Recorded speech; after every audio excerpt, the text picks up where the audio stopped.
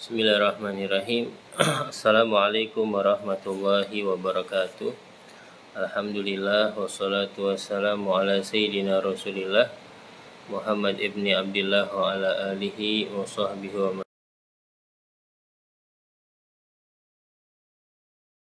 membaca daripada kitab karangan Dr. Al-Habib Segaf bin Hasan Baharun, bagaimana Anda menikah dan mengatasi permasalahannya, yaitu rukun-rukun nikah. Yang dimaksud dengan rukun di sini adalah siapa saja gerangan yang harus menjalaninya, yang mana tanpa mereka tidak sah pernikahan tersebut. Mereka itu diantaranya adalah wali nikah, suami, istri, dan 2 saksi, dan sigot akad nikah. Berikut adalah penjabarannya. Jadi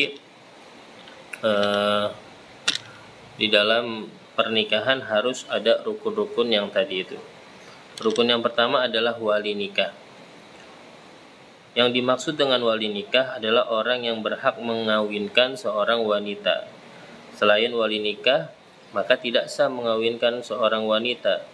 Dan wali nikah ada 2, yaitu yang pertama wali nikah khusus, yaitu semua laki-laki kerabatnya yang berhak menjadi wali. Yang kedua ada wali umum, yaitu wali hakim atau yang kita tahu petugas KUA. Siapakah mereka yang berhak menjadi wali nikah? Mereka yang berhak menjadi wali nikah itu dari seorang wanita adalah orang-orang yang berikut di bawah ini dengan tertib. Maksudnya selama ada orang pertama tidak boleh dan tidak sah jika yang mengawinkan adalah orang yang kedua. Jadi harus tertib. Dan jika orang pertama tidak ada atau tidak memenuhi syarat, maka yang berhak adalah orang yang kedua. Dan selama ada orang yang kedua, maka tidak boleh orang ketiga yang mengawinkan, dan begitu seterusnya. Adapun orang-orang yang secara tertib menjadi wali nikah itu adalah yang pertama ayah kandung, yang kedua kakek, bapaknya ayah atau bapaknya kakek, dan seterusnya. Jadi golongan yang pertama itu ayah kandung. Kemudian kalau ayah kandungnya sudah meninggal, maka bapaknya ayah atau kakek, kakek dari ayah, bukan kakek dari ibu. Kalau kalau udah meninggal juga misalkan, maka bapaknya kakek ke atas, yang mungkin masih hidup bisa jadi ya, maka harus tartib tadi disebutkan. Kalau sudah tidak ada, baru yang ketiga saudara laki-laki kandung. Jadi yang didahulukan itu saudara laki-laki kandung ya, kemudian saudara laki-laki seayah ya, mungkin beda ibu tapi seayah, ayahnya sama, beda ibu, saudara laki-laki, dia boleh menjadi wali setelah saudara kandung, saudara laki-laki kandung. Jadi cari dulu ada gak saudara laki-laki kandung. Kalau nggak ada, baru saudara laki-laki seayah. Kalau saudara laki-laki seibu nggak boleh menjadi wali ya, seibu, lain bapak gitu ya, tapi ibunya sama, saudara laki-laki tidak boleh. Kemudian selanjutnya anak saudara laki-laki kandung, anak saudara laki-laki kandung, atau kita nyebutnya ponakan tapi dari laki-laki, anak saudara laki-laki kandung gitu. Jadi kita punya saudara laki-laki, anaknya itu ponakan kita ya, bukan ponakan dari perempuan, ponakan dari saudara kita yang laki-laki. Anak saudara laki-laki seayah ya, ponakan kita dari saudara laki-laki kita seayah, dan seterusnya. Adapun anak saudara laki-laki seibu tidak berhak. Yang ketujuh paman. Nah baru paman nih, jangan sampai didahulukan paman dulu padahal dia punya saudara laki-laki kandung ya. Jadi harus tartib. Baru di sini susunannya paman, saudara laki-laki ayah kandung ya. Kemudian paman yang ke-8, tapi saudara laki-laki ayah yang seayah gitu. Adapun paman saudari laki-laki seibu tidak berhak. Yang ke-9 anak paman saudara laki-laki ayah kandung atau sepupu misanan gitu, saudara laki-laki ayah kandung kita, atau anaknya paman tadi, anaknya paman, saudara laki-laki ayah seayah, dan seterusnya. Yang ke-11 pamannya ayah. Yang ke-12 anak pamannya ayah atau sepupunya ayah kita. Yang ke-13 pamannya kakek, kemudian anaknya. Yang ke-14 paman ayahnya kakek, kemudian anaknya, dan begitu seterusnya, dengan catatan yang kandung lebih didahulukan dari yang seayah, baik saudara atau paman dan lain-lain. Dan mereka para wali nikah boleh melangsungkan akad nikah sendiri atau diwakilkan kepada seseorang, yang biasanya kita lihat dalam acara-acara maulid yang menikahkan para habaib, para kiai, itu biasanya diwakilkan gitu. Atau dia bisa juga menikahkan dengan sendiri, boleh, kalau memang jatuhnya hak wali kepada dia. Hanya saja perlu diperhatikan bahwasannya jika wali nikahnya adalah ayah atau kakek, boleh mewakilkan walaupun tanpa minta izin kepada calon istri. Ayah dan kakek boleh ya, menikahkan langsung, misalnya tanpa seizin si anak perempuannya atau cucu perempuannya, atau dinikahkan tanpa sepengetahuannya, boleh, seorang ayah kandung atau kakek tadi boleh ya. Tapi kalau wali-wali yang lainnya, misalkan ayahnya udah meninggal, kakeknya sudah meninggal, kemudian hak walinya kan jatuh kepada saudara laki-laki kandung, maka nggak boleh tuh tiba-tiba saudara laki-laki kandungnya menikahkan kakaknya yang perempuan atau adiknya yang perempuan dengan temannya, dengan orang lain tanpa seizin si mempelai perempuan tadi. Jadi harus dengan izin, kecuali ayah dan kakek. Dan jika semuanya tidak ada, maka yang mengawinkan adalah wali hakim. Tadi disebutkan ada 14. Kalau memang tidak ada semuanya, maka yang menikahkan adalah wali hakim atau petugas KUA. Hukum jika wali nikah lebih dari satu. Nah, kalau seumpama ada kasus wali nikahnya itu lebih dari satu, misalkan ayahnya meninggal, kakeknya meninggal, maka jatuh perwaliannya itu kepada saudara laki-laki sekandung, laki-laki kandung. Misalkan ada 3 orang, dia punya abang 3 misalnya. Siapakah yang didahulukan? Jika dalam satu derajat para wali ada beberapa orang, misalnya 3 saudara kandung atau 3 paman, maka yang berhak mengawinkan adalah siapa yang mendapat izin dari calon istri. Ya, yang mendapat izin.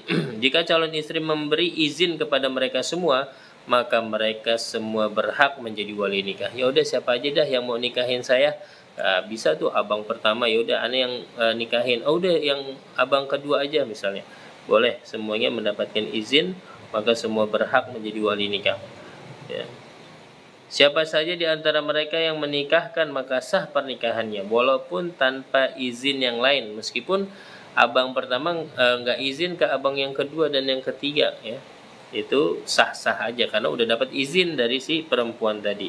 Dan walaupun dia yang paling muda di antara mereka, walaupun yang menikahkan itu, yang sudah mendapat izin itu yang paling muda dari segi umur, akan tetapi sepatutnya yang mengawinkan jika berkumpul beberapa saudara atau beberapa paman adalah yang paling mengerti mengenai hukum nikah di antara mereka. Siapa di antara mereka? Dari 3 orang itu yang paling ngerti hukum nikah, maka dia yang sangat dianjurkan untuk didahulukan. Kemudian kalau memang semuanya ahli hukum, ahli ngerti hukum nikah, maka dipilih lagi siapa yang paling waro, siapa yang paling berhati-hati dalam melangkah, dalam mengambil sikap, dalam menentukan hukum. Siapa di antara mereka yang paling waro ya. Lalu semuanya waro ya, siapa lagi ya, ditentukan siapa yang paling tua. Nah, siapa yang paling tua. Namun jika mereka masih berebut, maka solusinya diundi dari 3 orang tadi. Siapa yang akan menikahkan, supaya tidak ada keributan ya, diundi. Ada di sini pembahasan tentang wali mujbir. wali mujbir. Yang dimaksud dengan wali mujbir adalah ayah dan kakek saja, yaitu jika si calon istri masih perawan, maka ayah dan kakek ini menjadi wali mujbir. Maksudnya apa? Mereka berdua mempunyai hak untuk mengawinkan putrinya atau cucunya yang masih perawan dengan pria pilihannya, walaupun perempuan itu tidak diberitahu atau masih kecil, akan tetapi dengan syarat-syarat berikut ini. Jadi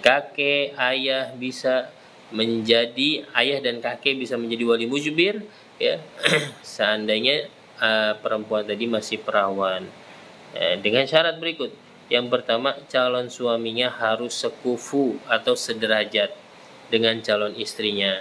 Ayah ingin menikahkan anaknya yang masih kecil atau menikahkan anaknya sudah dewasa namun tanpa sepengetahuannya, boleh, ya, boleh, ya, karena ayah itu termasuk wali mujbir, tapi ya, ayah ini harus menikahkan dengan seorang laki-laki yang sederajat dengan anaknya, sekufu. Yang kedua, calon suami mampu memberikan mahar perempuan sepertinya atau mahar mithil. Biasanya saudara-saudara yang lain, perempuan-perempuan di dalam keluarganya maharnya misalkan 10 juta, maka laki-laki tadi, ya, harus mampu memberikan mahar mithil, mahar yang serupa, ya, yaitu adalah 10 juta tadi. Yang ketiga, antara calon istri dan calon suami tidak ada permusuhan sama sekali, baik yang bersifat intern maupun terbuka.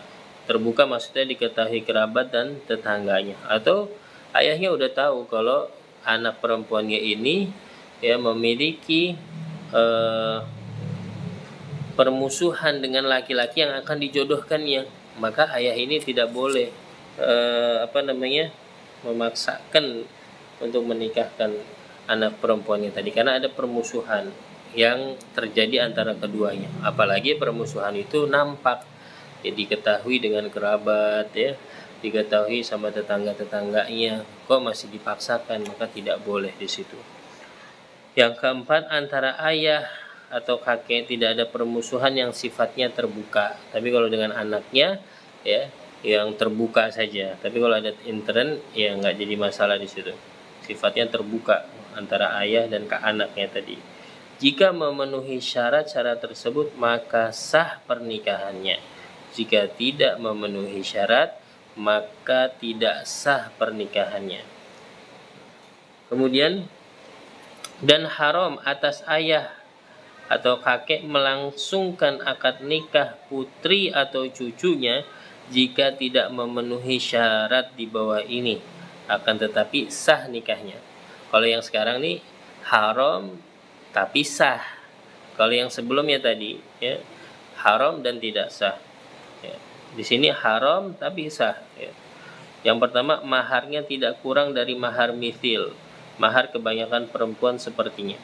Dan jika maharnya kurang dari mahar mithil, maka haram melaksanakan pernikahan tersebut karena tidak mementingkan maslahat dan kebaikannya. Tapi sah nikahnya, sah gitu. Yang kedua, maharnya harus dibayar secara kontan. Dan jika maharnya hutang, maka haram melangsungkan pernikahan tersebut. Ya.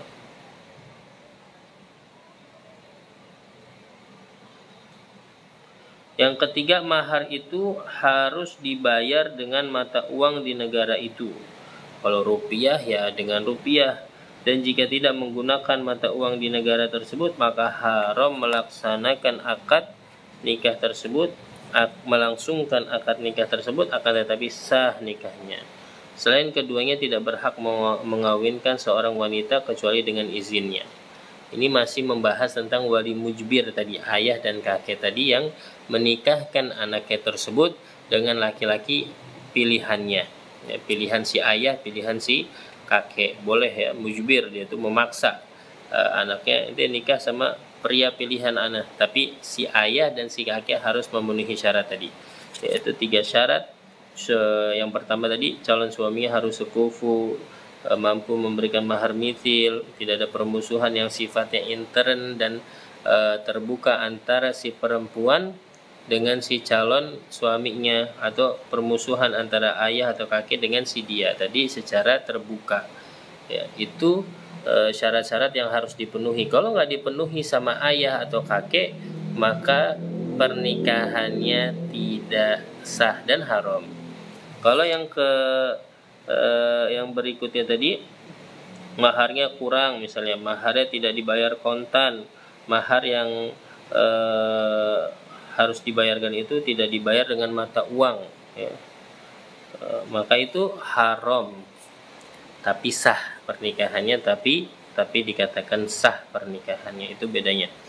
Selain ayah dan kakek tidak boleh, ya, mengawinkan perempuan, ya,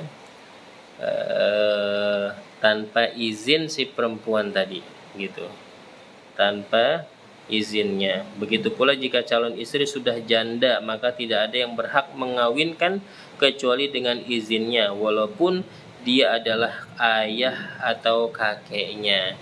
Nah, di sini seandainya ayahnya meninggal atau kakeknya meninggal, maka yang mengawinkan saudara laki-laki kandung. Tadi udah disebutkan ada 14 macam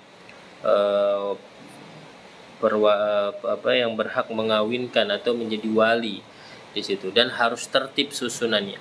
Jangan kakeknya meninggal, pamannya ayahnya meninggal, kakeknya meninggal, langsung loncat ke paman. Jangan. Tapi dilihat dulu dia punya saudara laki-laki kandung apa enggak. Kalau enggak ada, lihat apakah ayahnya pernah nikah lagi dengan yang lain misalnya, terus punya anak laki-laki, maka anak laki-laki, saudara laki-laki seayah misalnya. Kalau ada, dia yang berhak. Baru keponakan kandung, baru keponakan dari saudara laki-laki seayah, ya, baru jatuhnya ke paman kan kandung. Jangan langsung ke paman di situ. Nah, kalau walinya itu selain ayah dan kakek, maka harus dengan izin si mempelai perempuannya. Harus izin dulu. Misalkan ada abangnya pengen nikahin adiknya, saya mau nikahkan kamu sama si fulan misalnya, ente setuju apa enggak? Atau sebaliknya, si perempuan izin sama abangnya, minta sama abangnya, tolong nikahkan saya sama fulan dengan izinnya, dengan redhonya, dengan ridhonya, begitu. Syarat menjadi wali nikah. Nah, setelah kita mengetahui bahwasannya wali nikah tadi ada ayah kandung, kakek, saudara laki-laki kandung, saudara laki-laki seayah, dan seterusnya dengan rincian yang tadi kita sebutkan, apakah semuanya berhak menjadi wali nikah tatkala wali yang terdekat sudah meninggal, wali yang terdekat sudah tiada? Apakah yang kedua itu berhak menikahkan, atau yang kedua, derajat yang kedua itu sudah meninggal, apakah yang ketiga itu berhak menikahkan? Maka di sini dibahas ada syarat menjadi wali nikah. Bukan semua kerabat seorang wanita berhak menjadi wali nikah, akan tetapi yang memenuhi syarat berikut. Yang pertama, wali nikah itu harus mencapai batas balik. Jadi harus balik dulu, umur balik. Ya, kalau laki-laki itu dengan ihtilam, mimpi basah, atau sampai umurnya 15 tahun. Maka berpindah kepada yang setelahnya dalam tertib wali jika dia masih kecil walaupun sudah mumayyiz. Jadi harus ditunggu umur balik. Kalau belum umur balik, maka berpindah ke derajat setelahnya. Siapa? Misalkan dia punya saudara laki-laki, ayahnya udah meninggal, kakeknya udah meninggal, ayah kakeknya yang dari ayah udah meninggal, jatuh kewaliannya tersebut kepada saudara laki-lakinya. Kebetulan saudara laki-lakinya masih kecil yang kandung, maka dilihat siapa derajat kewalian berikutnya. Oh, ternyata saudara laki-laki seayah. Oh, nggak ada, misalnya ayahnya cuman punya istri satu saja sehingga dia nggak punya saudara laki-laki seayah, ya, maka langsung ke keponakannya. Oh, keponakan laki-laki belum ada, karena saya punya saudara laki-laki belum balik aja belum, apalagi menikah, belum punya ponakan dari saudara laki-laki kandung. Ya, maka setelahnya, ponakan dari saudara laki-laki seayah, saya nggak punya saudara laki-laki seayah, apalagi ponakan, ya, maka jatuh kewaliannya tersebut ke paman atau saudara laki-laki ayah kandung, pamannya ya, dari ayah kandungnya, ya, dari saudara laki-laki ayah kandungnya, paman dari ayah, ya, sekandung gitu. Baru ke sana, pas dilihat pamannya udah balik, berarti memenuhi syarat di situ.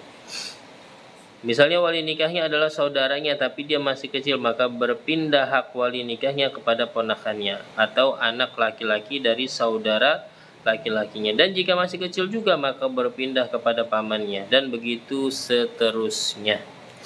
Syarat yang kedua menjadi wali nikah, yaitu harus berakal sehat. Jika dia gila berpindah kepada yang setelahnya dalam tertib wali nikah. Jadi harus tertib, ya. Yang pertama harus sudah balik, yang kedua berakal sehat. Ya, kadang ada wali nikah itu dia berhak menikahi tapi dalam keadaan kondisi akal sehatnya terganggu atau memiliki gangguan jiwa, maka dia nggak berhak menjadi wali nikah, tidak terpenuhi syaratnya, berpindah ke tertib selanjutnya. Yang ketiga, wali nikah itu bukan seorang yang fasik, yaitu orang yang pernah berbuat dosa besar. Jika dia itu adalah seorang yang fasik, maka berpindah kepada ab'ad yang setelahnya dalam tertib wali nikah. Yang keempat, wali nikah itu tidak sedang menjalankan haji dan umroh.